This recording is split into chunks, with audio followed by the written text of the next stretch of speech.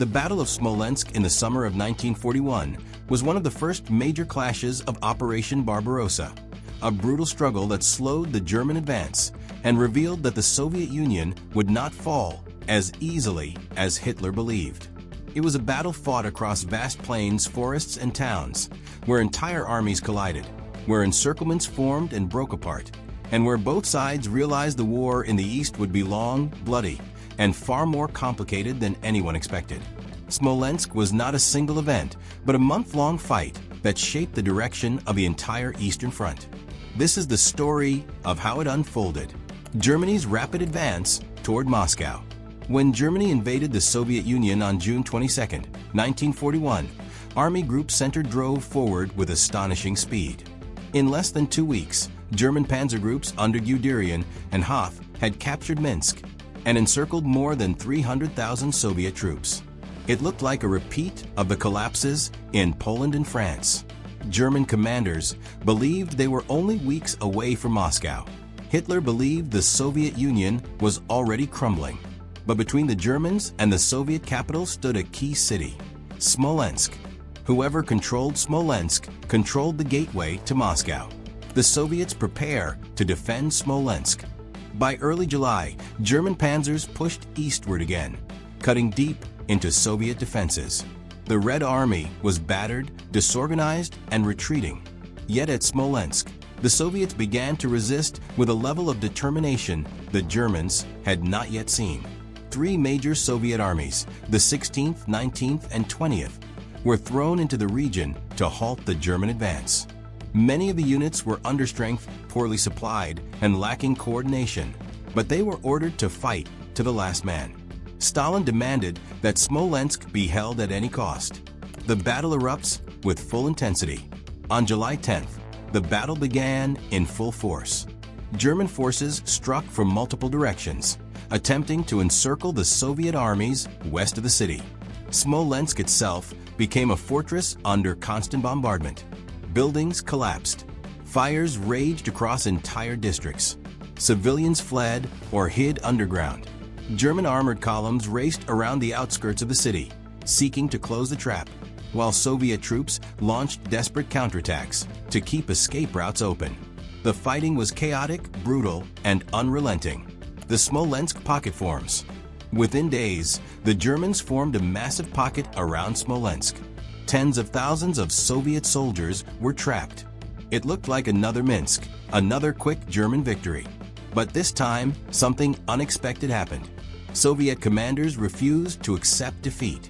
They ordered repeated breakout attempts, striking German lines from inside and outside the pocket.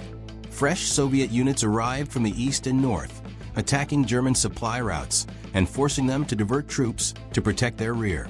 For the first time in the war, the Germans found themselves fighting a Soviet enemy that wouldn't collapse, even when surrounded.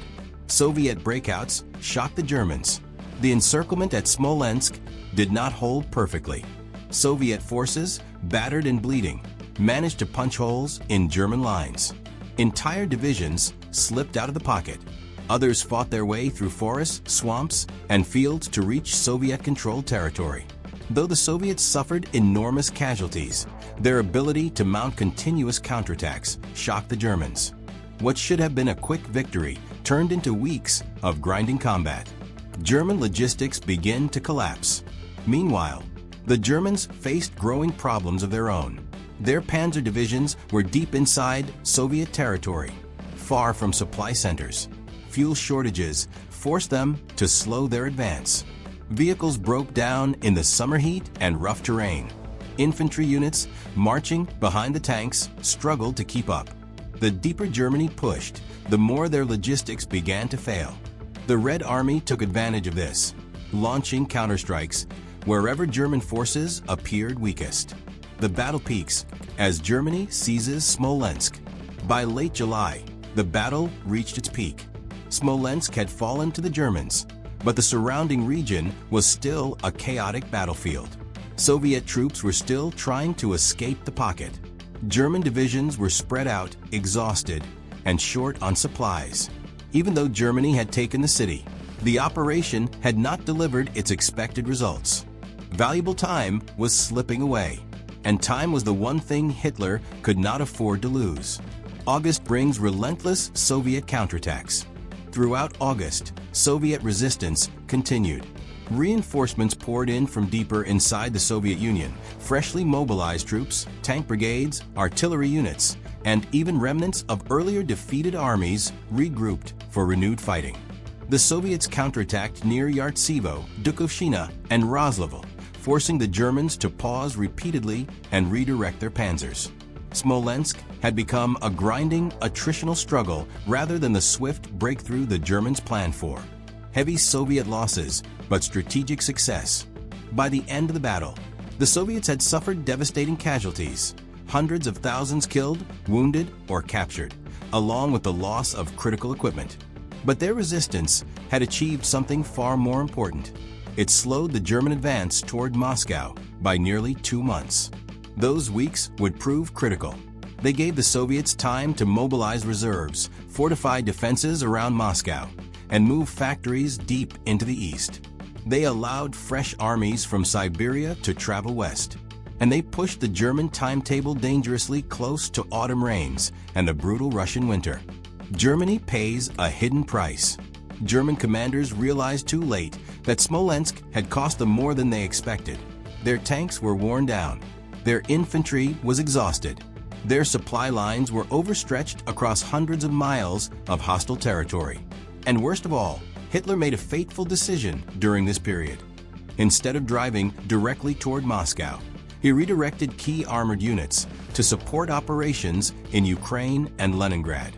The delay meant the Germans would not reach the outskirts of Moscow until the winter of 1941, a winter that would stop them cold. Smolensk exposes Soviet resilience. The Battle of Smolensk revealed the truth the Germans had not understood at the start of Barbarossa. The Soviet Union was not going to collapse easily. Its armies could be surrounded, destroyed, and scattered, and still they reformed, counterattacked, and refused to surrender. Smolensk became the moment when German confidence began to slip and Soviet determination began to harden. A battle that changed the war's future. The battle did not produce a clear Soviet victory. It did not stop the German advance, but it forced Germany into a war of attrition it could never win. Smolensk drained German strength, consumed valuable time, and showed the world that the Red Army, even in its darkest hour, was capable of fierce and unbroken resistance. The Battle of Smolensk was the first sign that Operation Barbarossa, Hitler's greatest gamble, was beginning to unravel. And in the ruins of the city, in the forests and fields where so many fought and died, the future of the Eastern Front was already taking shape. Smolensk proved that the Soviet Union would not fall quickly. It would not collapse under pressure. And the German dream of capturing Moscow